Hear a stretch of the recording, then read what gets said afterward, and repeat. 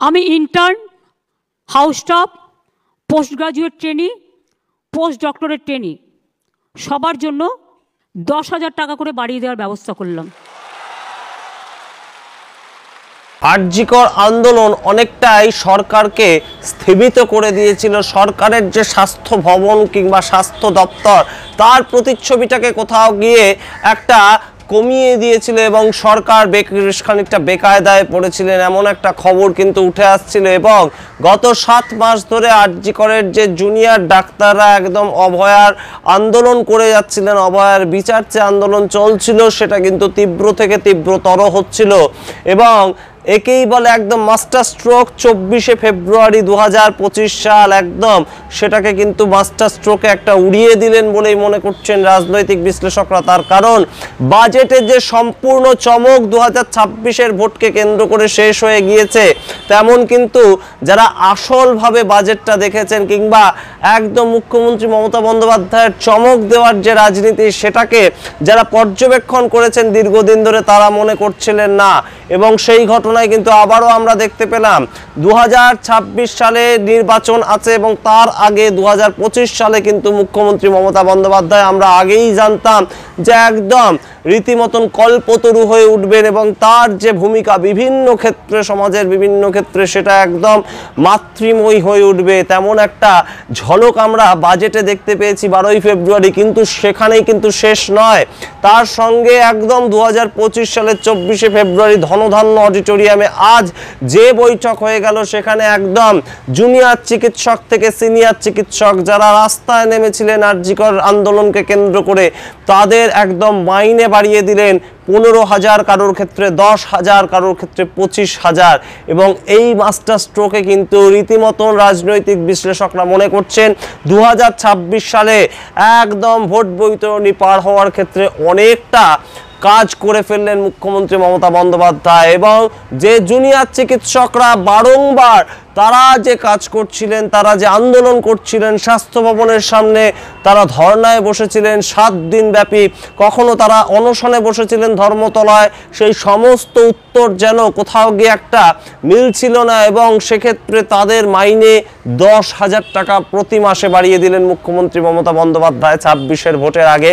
Senior চিকিৎসকদের মাইনে 15,000 টাকা বাড়িয়ে দিলেন এবং 75,000 টাকা থেকে একদম পোস্ট ডক্টরেট যারা ডাক্তার ছিলেন সরকারি ক্ষেত্রে তাদের মাইনে 1 লক্ষ টাকা অর্থাৎ 25,000 টাকা বাড়িয়ে দেওয়া হলো।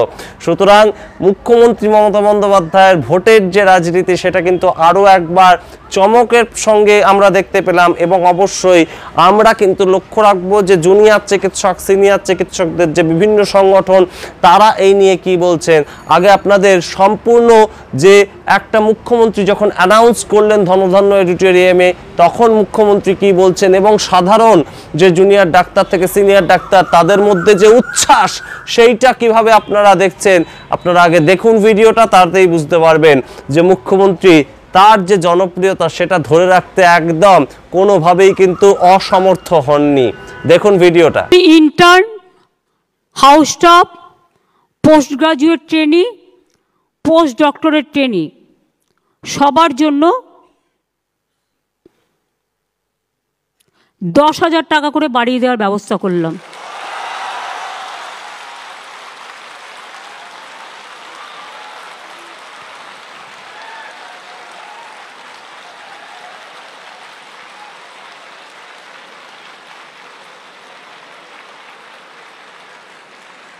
সিনিয়র ডাক্তাররা যেমন চিকিৎসা দেয় হাতে কলমে শেখান,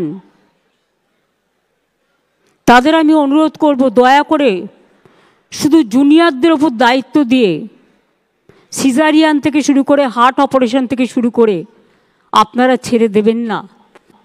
আপনারা মিনিমাম 8 ঘন্টা সরকারি পরিষেবা দিন, তারপরে প্রাইভেট প্র্যাকটিস করুন, আমার আপত্তি নেই। আমি 20 কিলোমিটারটা 30 কিলোমিটার করে দিচ্ছি, কারণ কলকাতায় 30 কিলোমিটারের মধ্যে অনেক হসপিটাল আছে। করুন না, কে বারণ করেছে? কিন্তু 8 ঘন্টা সরকারি পরিষেবা দেওয়ার সময় প্লিজ দয়া করে যাবেন না। আপনার যদি কোনো আর্জেন্ট রোগী দেখার কাজ থাকে, তখন যদি কোনো অপারেশন করার থাকে সিরিয়াস, আপনি হসপিটালে ডেকে নিন না, কি অসুবিধা আছে? হসপিটালে একটু ইনফ্রাস্ট্রাকচার রেডি আছে। কিন্তু সরকারি পরিষেবাটার সময় প্লিজ দয়া করে আপনাদের কাছে আমরা কৃতজ্ঞ থাকব যদি এইটুকু সেবা দেন। মানুষ চিরকাল বাঁচে না, মানুষের কৃতিত্ব বাঁচে। মনে রাখবেন, একটা মানুষ একটা ডাক্তারকে বাড়ির লাউটা হলে দিয়ে যায়, বাড়ির কুমড়োটা হলে দিয়ে যায়। কেন দেয় জানেন? তারা আপনাদের ভগবান মনে করেন।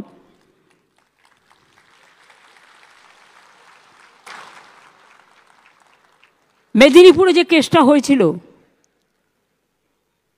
নিশ্চয়ই নেগলিজেন্স ছিল, সেটা তদন্ত হচ্ছে। তদন্ত রিপোর্ট হাতে নেওয়া পর্যন্ত আমি কিছু বলবো না।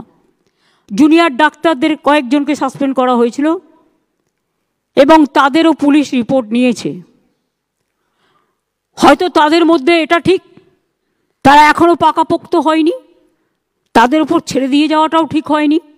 একতরফাভাবে তারাও সাসপেন্ড হয়েছিলেন।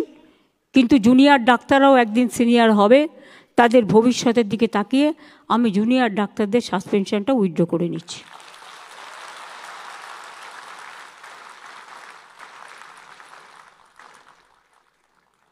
আমরা আগেও জুনিয়র এবং সিনিয়র রেসিডেন্ট যারা ছিল তাদের স্যালারি আমরা বাড়িয়েছিলাম, বাট আরও কিছু বাড়ানো দরকার।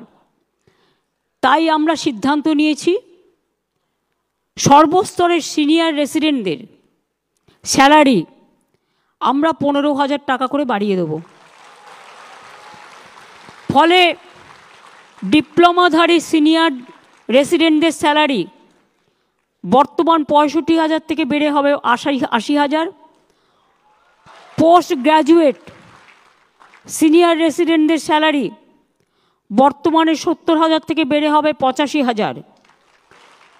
আর পোস্ট ডক্টরেট সিনিয়র রেসিডেন্টদের স্যালারি বর্তমানে 75,000 থেকে বেড়ে হবে 1 লাখ।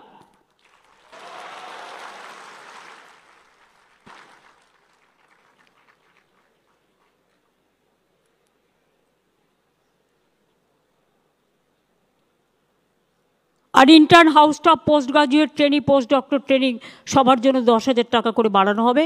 সেটা তো আমি অলরেডি বলে দিয়েছি।